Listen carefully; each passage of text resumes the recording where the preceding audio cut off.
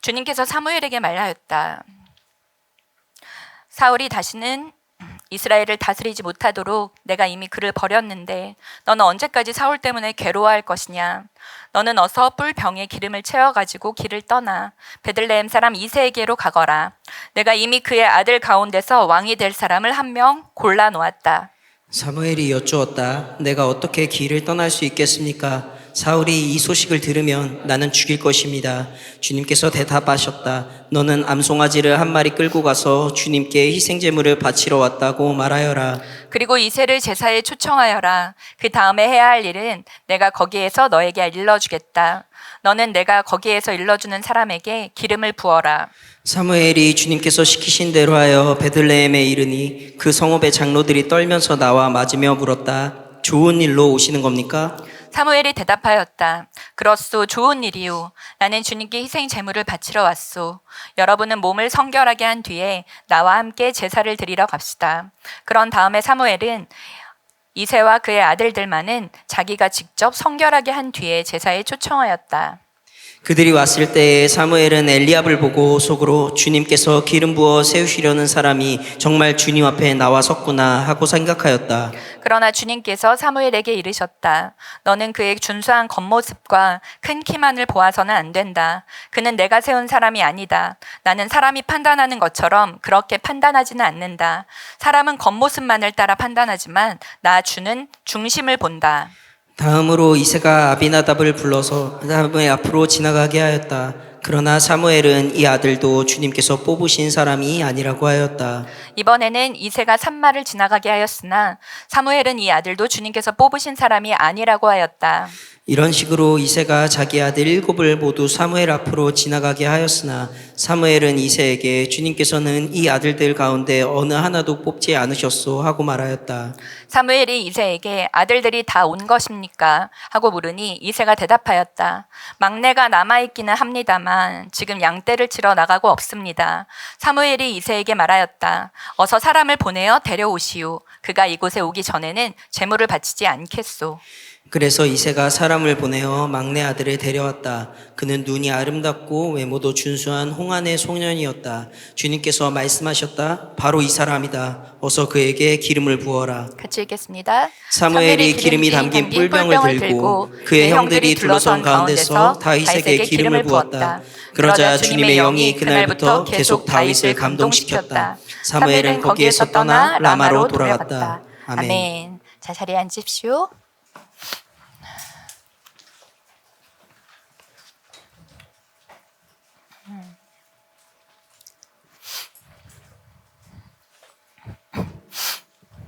자, 오늘 말씀 제목은 중심을 보신다. 중심을 보신다라는 제목으로 말씀 증거하도록 하겠습니다.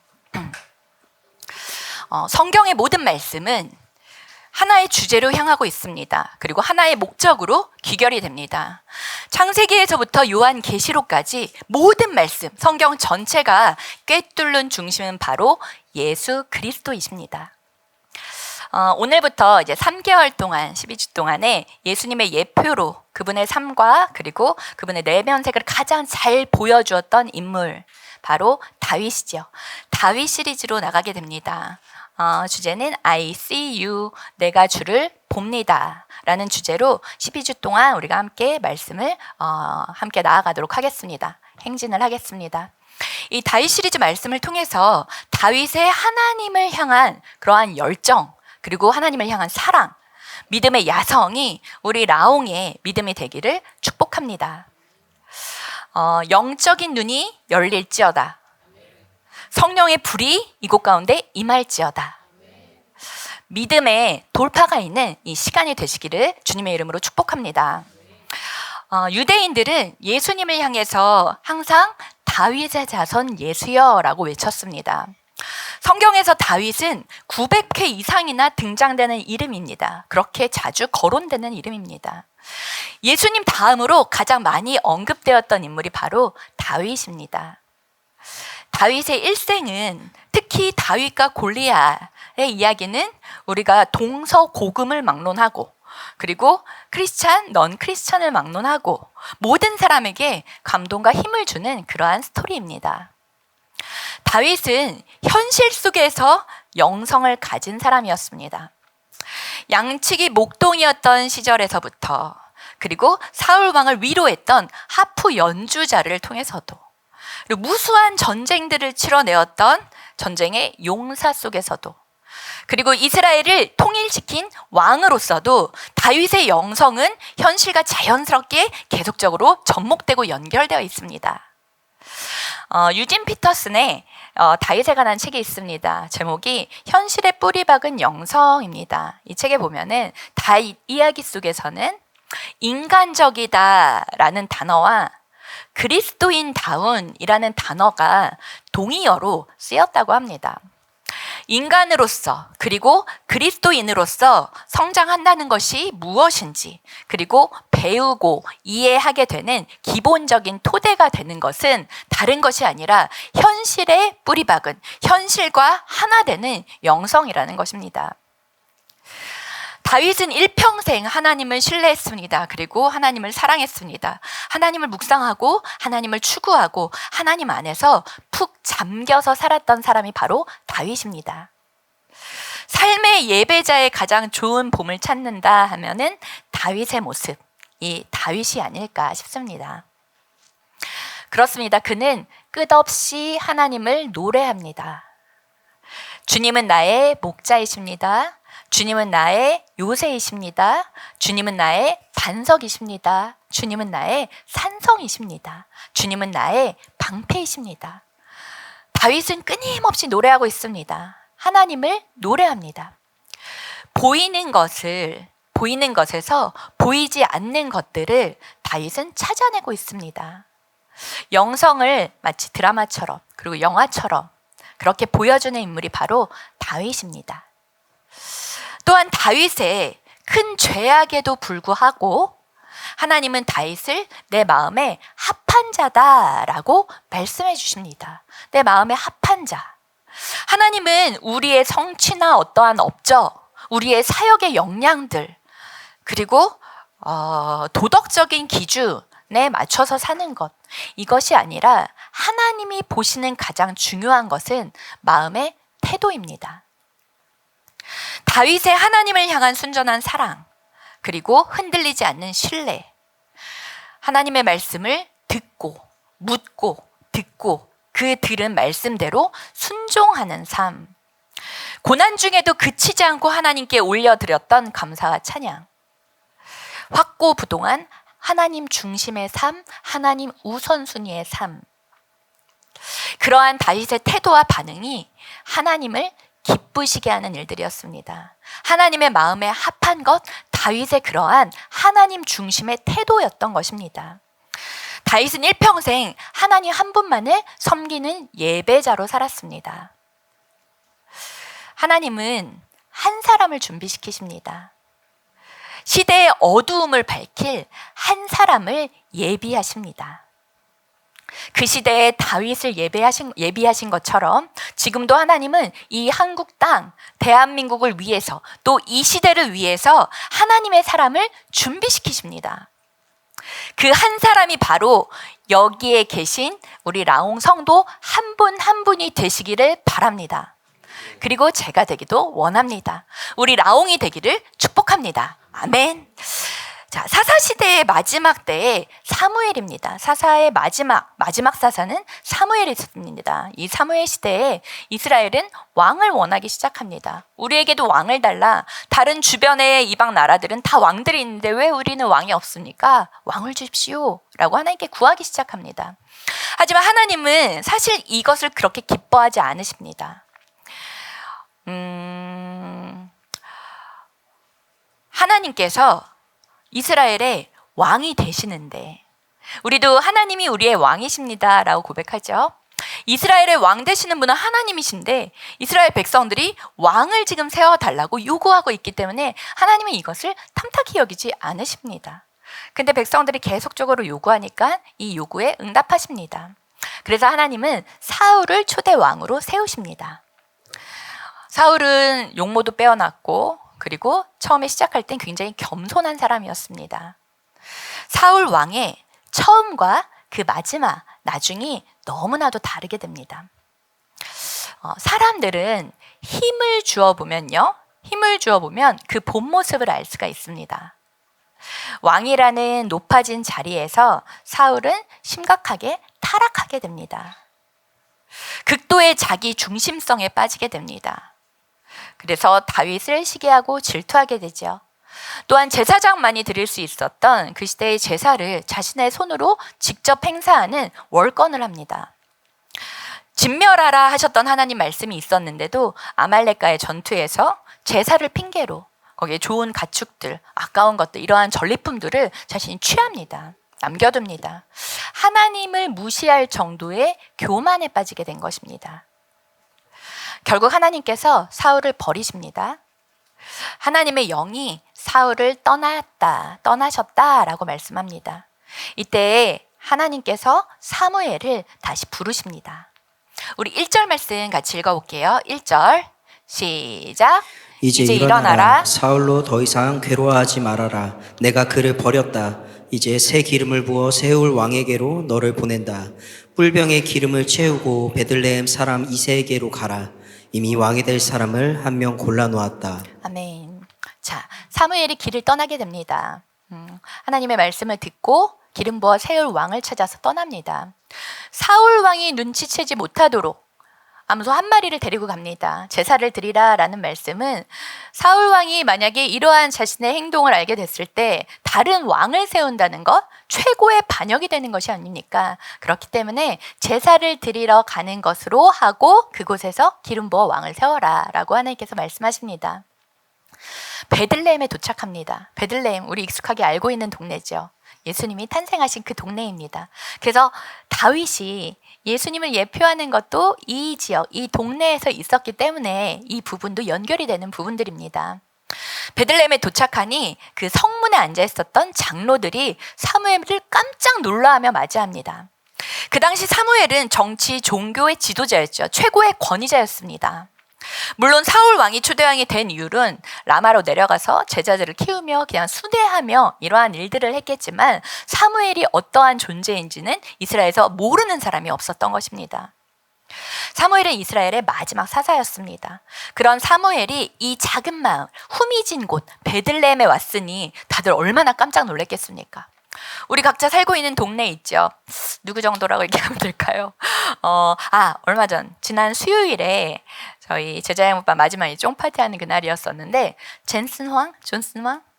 예, 홍대로 와서 형님 어디가 고깃집에 있다는 제보를 받게 됐어요. 근데 나중에 보니까 유튜브에 엄청 많이 올라와 있더라고요. 어딜 가든지 막 따라다니며 이런 영상들이 막 있었는데 존슨 황 정도였는데 이 시대에 사무엘이 떴다라는 것은 어마어마한 일이었던 것입니다. 장로들이 막 웃습니다. 좋은 일로 오셨습니다. 왜냐하면 사무엘이 왔다는 것은 그 말씀을 통해서 뭔가 영향력이 펼쳐질 텐데 이게 우리 동네에 지금 이분이 왜 오셨지? 우리 동네에 지금 이제 멸망이 되는 일인가 두려움이 먼저였을 것입니다. 좋은 일, 평안의 일로 왔습니까? 묻습니다. 샬롬으로 왔습니까? 묻습니다. 그때 사무엘이 좋은 일로 왔다라고 대답을 합니다. 휴, 얼마나 안심이었겠습니까? 그리고 제사를 드리고 이세의 아들들을 불러오라고 얘기를 합니다. 그의 아들들을 다 데려오라고 합니다. 이스라엘의 두 번째 왕의 선발전이 여기에서 펼쳐지는 거죠. 첫째 아들 엘리압을 봅니다. 엘리압을 봤더니 사울이 연상되는 그러한 모습이었습니다. 외모가 너무 잘생겼습니다. 키도 크고 준수하게 생기고 머리숱도 풍성하고 사무엘은 속으로 왕이 여기 있구나라고 생각을 합니다. 엘리압을 바라보면서요. 그때 주님께서 사무엘에게 말씀하십니다. 7절 말씀 우리 같이 읽어볼까요? 7절 시작.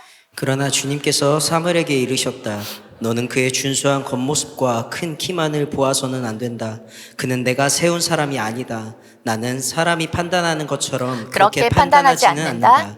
사람은 겉모습만을 따라 판단하지만 나 주는 중심을 본다. 아멘. 자, 여러분, 배우자 고르실 때 키, 외모 보지 마십시오. 중요한 것이 아닙니다. 정말 처음에는 중요하다고 느껴질 수 있겠지만 살다 보면 정말 동일합니다.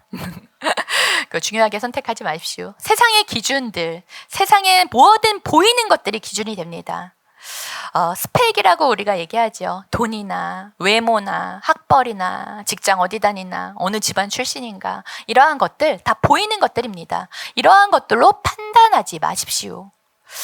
하나님은 중심을 보십니다. 우리의 마음의 중심을 보십니다. 하나님께서 보시는 것을 우리도 보는 시각을 갖는 것 매우 중요합니다. 그것이 하나님 중심의 삶입니다. 하나님께서 마음의 중심을 보시고 마음의 태도를 보십니다. 중심이라는 것이 바로 삶의 태도입니다. 내가 하나님 앞에서 어떠한 태도로 있는가? 내가 예배 드릴 때 하나님 앞에 어떠한 태도로 예배를 드리고 있는가? 하나님의 말씀이 주어지면 나는 이 말씀을 어떠한 태도로 받아들이고 반응하고 있는가? 우리 성도 간에 어떠한 태도로 서로를 대하고 있는가? 또 목회자를 어떠한 태도로 바라보고 있는가? 세상 속에서 나아가서 나를 보내신 곳에서 나는 어떠한 태도로 사람들을 만나고 관계하며 일하고 있는가? 이것이 바로 하나님께서 보시는 삶의 중심 태도입니다. 우리의 마음의 중심이라는 것이죠. 이 태도가 너무나도 중요합니다. 하나님 중심의 사람은 말씀 앞에서의 태도가 다릅니다. 하나님의 말씀이 선포되면 그 말씀을 정말 엄중하게 여깁니다. 중요하게 여깁니다. 그리고 그 말씀에 즉각적으로 순종하려고 합니다. 순종, 하나님의 말씀을 듣는다는 것은 순종에 있는 것입니다. 듣고 그렇지라고 깨달아지는 게 아니라 이 말씀을 붙잡고 나아가서 살아가는 것이 바로 순종하는 것입니다. 이 순종을 통해서 우리의 믿음은 자라가고 이 순종을 통해서 하나님을 알 수 있습니다. 순종이 없으면 하나님을 알 수가 없어요. 누군가가 어떠한 사람을 진실로 사랑하면 진실로 존중하고 진실로 존경하고 사랑하게 되면 그 태도가 그 앞에서 굉장히 공손해집니다. 그리고 그 앞에 겸손합니다. 그 속마음과 겉모습이 일치하게 됩니다. 이 온전하다라는 뜻을 가진 인테그리티라는 단어가 있습니다. 인테그리티.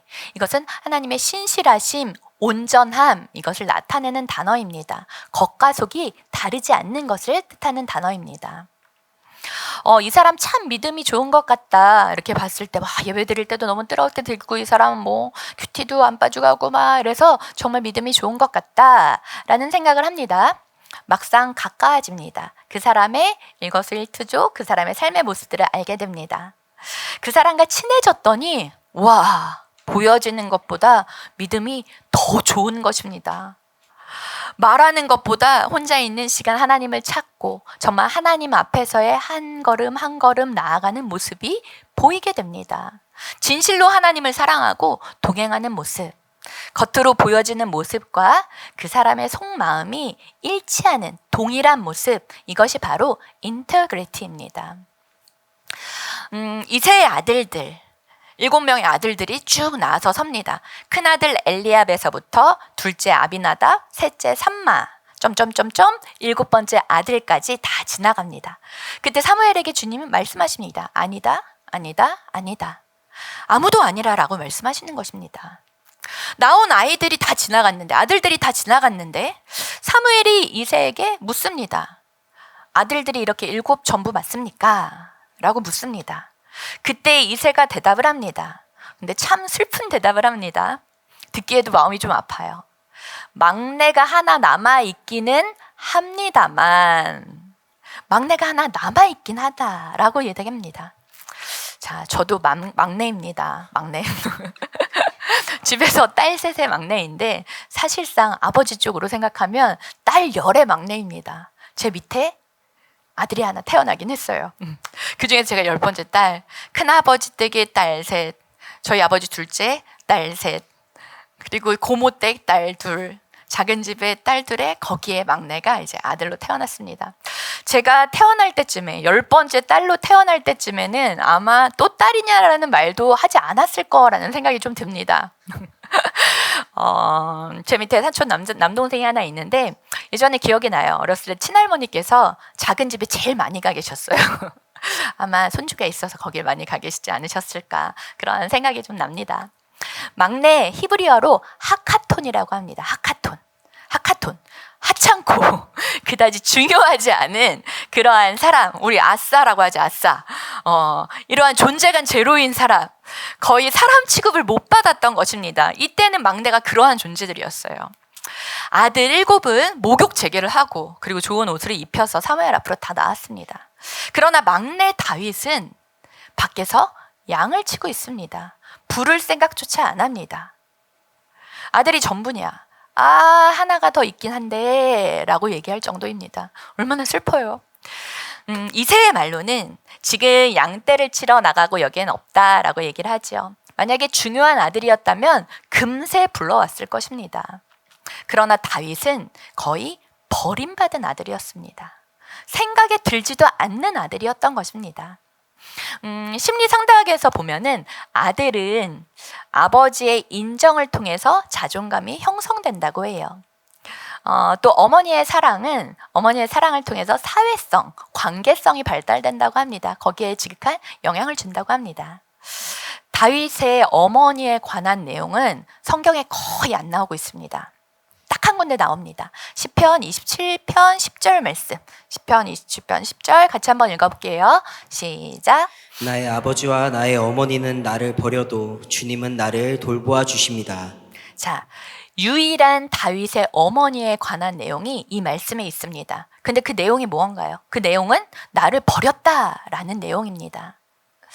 다윗은 부모의 인정도 사랑도 받지 못했던 눈 밖의 아들이었습니다. 눈 밖의 막내 아들. 취급되지 않았던, 아무도 알아주지도 않고 유약했던 막내 아들이었습니다. 버림받아서 들에서 양을 치며 그리고 목동으로 떠돌아다니면서 살았던 그러한 아들이었습니다. 형들 또한 동생을 챙기지 않았어요. 이 뒤에 보면은 블레셋과의 전투, 다 알고 있는 우리 골리앗과의 전쟁, 이때 다윗이 아버지의 심부름을 받습니다. 형들에게 도시락을 갖다 주라고 얘기를 하세요. 그래서 위에 나가 있었던 세 형들을 위해서 도시락을 싸가지고 그 험한 길들을 다 가서 형들 있는 전쟁터로 나아갑니다. 근데 그때 큰형 엘리압이 다윗에게 뭐라 그러냐면, 너는 양떼나 돌보지 않고 여기 왜 구경 왔냐? 너 일하기 싫어서 놀러 왔지? 여기 구경하러 왔지? 이렇게 박대를 합니다. 면박을 줍니다. 화를 냅니다. 얼마나 고생해서 찾아갔던 길인데 장남인 큰형이 막내 다윗에게 이렇게 말하고 있는 것입니다. 하지만 우리 여기에서 구약의 인물 가운데 한 사람이 또 떠오르지 않으신가요? 이렇게 형들한테 박대를 당했던 비슷한 한 사람, 누군가요? 요셉 생각이 납니다. 다윗도 요셉도 형들의 등살과 미움 속에서 또 굴하지 않고 건강하게 자라났던 인물이 바로 다윗과 요셉입니다. 순수했었고 마음이 구부러지지 않았으며 싫어하고 거부할 법도 한데 아버지의 말씀에도 잘 순종하면서 맡겨진 일들을 목숨 걸고 하고 있는 모습들을 보게 됩니다. 또 공통점이 있습니다. 타인의 일들에 관심이 많습니다. 우리 얘기할 때 뭐라 그러죠? 오지랖이라 그러죠. 두 인물이 다 오지랖이 좀 넓습니다. 남들이 하는 일에 관심, 형들이 하는 일에 잘 가서 얘기하게 됩니다. 하지만 이 두 인물, 다윗과 요셉은 형들의 시기 질투, 미움을 한 몸에 받는 인물이었습니다. 자, 여러분, 막내들 힘내시길 바랍니다. 막내라 무시당하고 막내라고 말도 못하게 하고 인정받지 못했던 그러한 삶, 하나님께서 다 보고 계시고 알고 계십니다. 그 억울함을 주님께서 다 헤아려 주십니다. 하나님만 아시면 일단 됩니다. 태생이 막내가 아니어도 나는 굉장히 약하고 나는 굉장히 보잘것이 없고 그리고 나는 누군가에게 버림당하고 어딘가에도 밀리고 나는 별 볼 일 없고 인정받지 못했던 그러한 삶이 나의 삶이다라고 생각하는 분들도 있을 것입니다. 여러분, 슬퍼하지 마십시오. 그러한 다윗을 하나님께서 선택하셨습니다.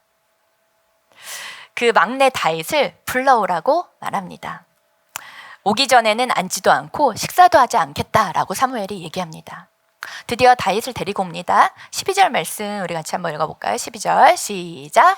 그래서 이새가 사람을 보내어 막내 아들을 데려왔다. 그는 눈이 아름답고 외모도 준수한 홍안의 소년이었다. 주님께서 말씀하셨다. 바로 이 사람이다. 어서 그에게 기름을 부어라. 아멘. 자, 눈이 아름답다라는 것은 눈빛이 살아있다는 것입니다. 눈빛이 반짝반짝하게 살아있다는 것입니다. 사람을 알 수 있으려면 눈을 보는 것입니다. 눈빛 속에 담겨져 있는 것이 인생입니다.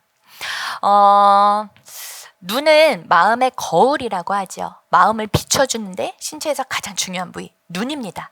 그리고 눈빛. 사실 속에 탐욕, 거짓 막 이렇게 가득한 사람은 눈을 잘 못 마주쳐요. 눈을 마주쳐서 대화를 할 때 서로가 서로를 바라보면서 얘기를 하는 게 어떻게 보면 바른 일이겠죠. 근데 눈을 잘 못 마주칩니다. 그리고 안에 거짓과 탐욕에서 가득 차면 눈빛이 탁해져요. 우리 눈빛이 나를 드러냅니다. 그러나 그 속에 성령과 말씀으로 충만하다면, 그 눈이 하나님을 향하고 있다면 그 충만한 사람은 눈빛이 반짝반짝합니다. 자, 옆에 사람 한번 쳐다볼까요? 눈빛. 눈에 힘을 주고 눈빛. 반짝반짝합니까? 반짝반짝합니까? 자, 눈빛이 반짝반짝해지기를 축복합니다. 자, 모세가 태어났을 때도, 구약시대 모세가 태어났을 때도 얼굴이 잘생겼다라는 말을 합니다. 요셉도 이집트의 노예로 끌려갔을 때 그때 용모가 준수하다라는 말을 듣습니다. 이것이 단지 외모만을 말하는 것일까요? 다윗을 지금 표현하고 있을 때 또 외모를 설명하고 있습니다. 이 준수하다, 잘생겼다라는 단어는 토브입니다. 토브라는 단어를 사용하고 있습니다. 토브는 선하다, 좋다라는 의미입니다. 선하다, 좋다. 하나님께서 천지를 창조하시고 남자와 여자를 창조하셨습니다. 천지를 창조하면서 하나님께서 말씀하신 것이 참 보시기에 좋았더라라고 말씀하십니다. 이것이 바로 토브입니다. 토브는 하나님의 은혜가, 그리고 하나님의 영의 감동이 있는 그러한 얼굴을 뜻하는 토브라고 표현을 하고 있는 것입니다. 홍한의 소년이라. 홍한은 무엇인가요? 얼굴이 붉다라는 것이겠죠. 다윗의 얼굴이 붉으스름했다라는 말입니다. 우리 아가서에 살펴보면 술람미 여인이 나옵니다. 술람미 여인의 얼굴이 양을 치느라고 얼굴이 붉게 그을려졌다라고 얘기합니다. 비슷한 얼굴이었을 거예요. 우리가 햇빛을 많이 보면 얼굴이 좀 뻘개지잖아요. 양 치느라고 햇빛 많이 보고 들판에 있어서 얼굴이 홍한, 붉은 얼굴이었을 것입니다. 그리고 아버지가 부르셨죠. 열정의 다윗이 얼마나 또 뛰어왔겠습니까? 뛰어와서 얼굴이 벌겋게 그렇게 나와 있는 모습입니다. 우리가 여기에서 홍한의 다윗을 볼 때 볼 수 있는 것은 무엇이냐면 다윗의 열정을 볼 수 있을 것입니다. 무엇을 해도 열정을 가지고 하는 그러한 모습. 열정이 있는 사람들은 그 걸음걸이에서부터 다릅니다. 우리가 주님의 일을 해도 열정으로 하는 것, 그리고 하나님께서 맡기신 내 직장에서 또 학교에서 공부하는 것, 열정으로 하는 것, 우리가 예배를 드려도 열정으로 예배 드리는 것, 찬양을 해도 열정으로 찬양하는 것, 우리 수련회를 가도 열정으로 참여하는 것, 열정으로 행하는 라옹이 되기를 소망합니다. 아멘. 이 열정이라는 것은 꼭 겉으로 보여질 때 요란한 그것이 아니에요. 내 마음속에 열정이 표현되는 것입니다. 내 마음속에 집중하고 하나만을 향하고 있을 때, 그리고 진정으로 사랑할 때 그 마음의 열정이 겉으로 표현이 되는 것입니다. 골로새서 3장 23절 말씀, 골323 같이 읽겠습니다. 시작.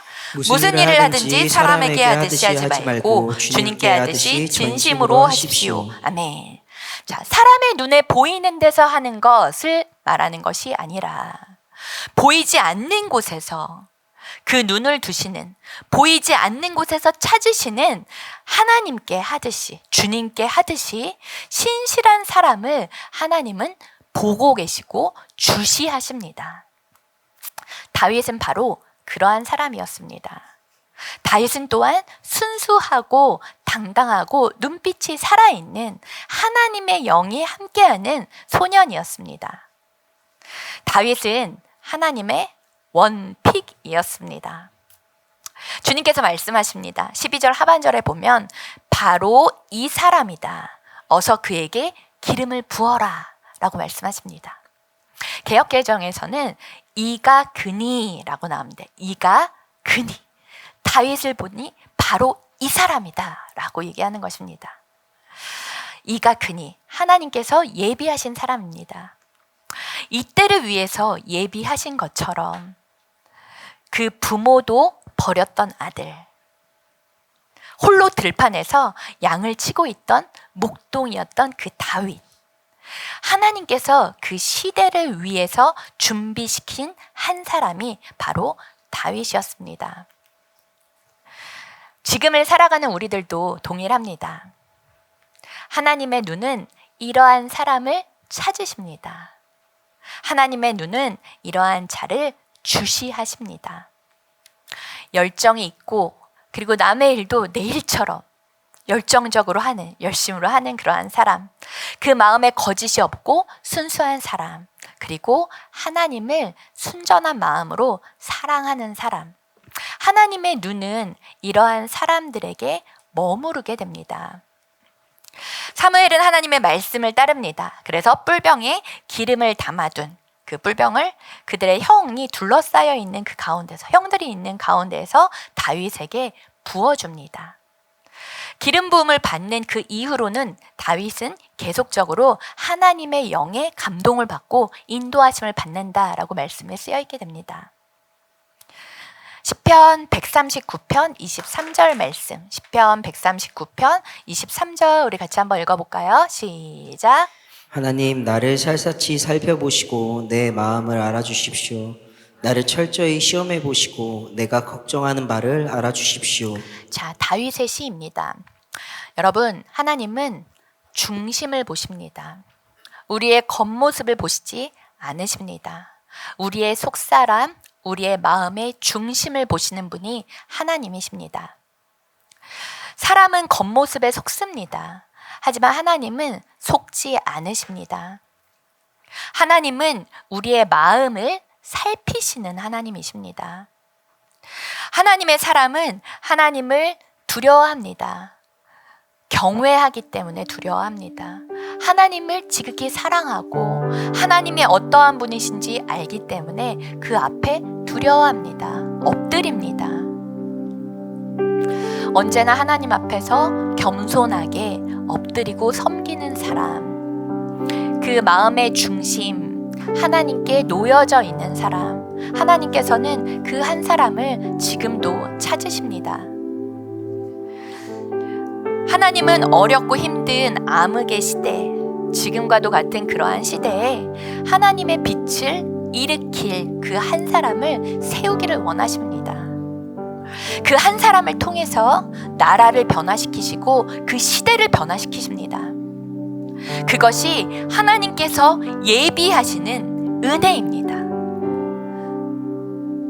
하나님의 마음에 합한 사람, 하나님께서 쓰시는 그 한 사람이 바로 제가 되고 우리 나온 모든 성도님들이 되시기를 바랍니다. 우리 교회가 하나님께서 세우시는 그 한 교회가 되기를 원합니다.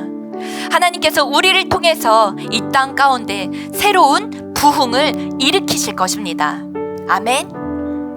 우리의 시선이 향할 곳이 오직 한 곳, 바로 하나님 한 분입니다. 우리의 주인 되시는 하나님, 우리를 다스리시는 하나님, 진정 하나님을 사랑하고 하나님을 존중히 여기는 마음으로 주님 앞에 우리 함께 나아갑시다. 새로운 시대가 열립니다. 하나님께서 우리와 함께 하시고 하나님의 영에 감동되어 주님의 말씀대로 행하기를 원하시는 하나님의 그 마음이 우리 안에 충만히 부어져서 우리도 주님 사랑합니다. 내가 주님의 마음에 드는 그 한 사람, 하나님의 마음에 합한 그 한 사람이 되기를 원합니다. 주의 성령으로 충만한 그 한 사람 되기를 원합니다. 주님의 마음이 내 안에 있어 정말 주님께서 이 시대 가운데 빛으로 사용하는 그 한 사람이 내가 되기를 원합니다. 주님께서 보내신 그곳에서 하나님의 빛을 발하는 그 한 사람이 내가 되기를 원합니다. 이 마음이 오늘 하나님께서 우리에게 부어주는 말씀을 통해서 우리에게 주시는 주님의 마음입니다. 그 마음에 합한, 그 마음과 하나 되는, 그 말씀에 반응하는 여러분들이 되시기를 주님의 이름으로 축복합니다.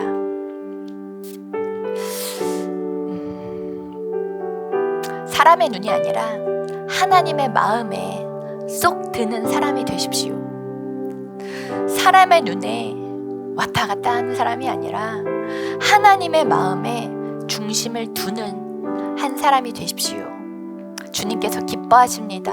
그러한 마음이 오늘 이 자리에서 확정되는 시간이 되시기를, 중심을 보시는 하나님 앞에서 정말 하나님의 원픽이 되는 우리 귀한 성도님들 되시기를 주님의 이름으로 축복합니다. 아멘.